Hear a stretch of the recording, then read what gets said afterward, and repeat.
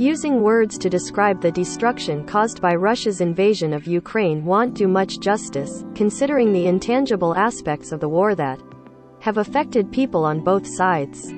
With the United Nations High Commissioner for Refugees, UNHCR, calling the mass exodus the fastest-growing refugee crisis in Europe since World War II.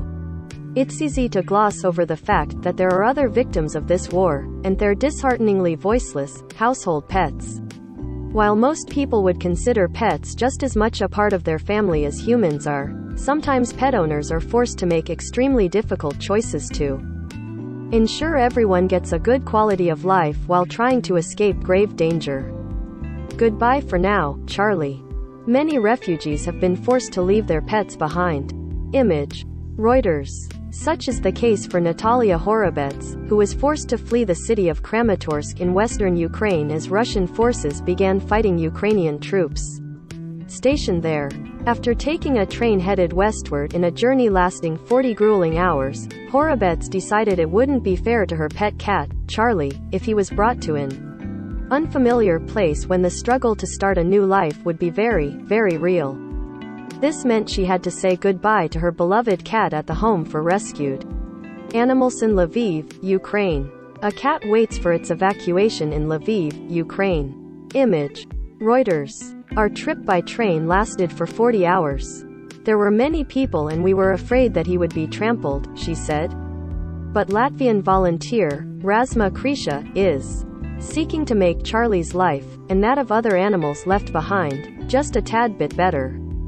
We're going to try to take as many animals as we can out, back to Latvia, back to Europe, back to safety, she told Reuters while loading up 3 vans with the first batch of cats and dogs slated for evacuation.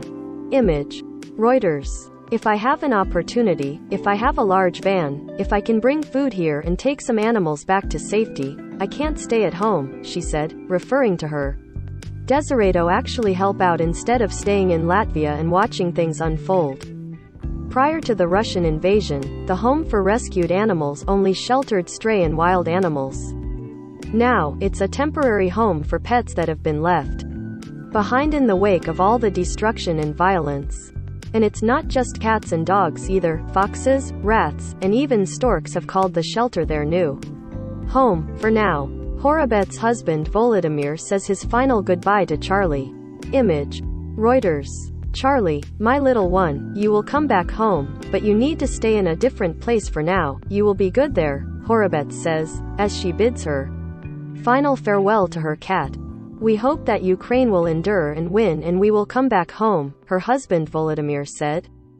We sure hope the animals are safely evacuated and can be reunited with their families in the future.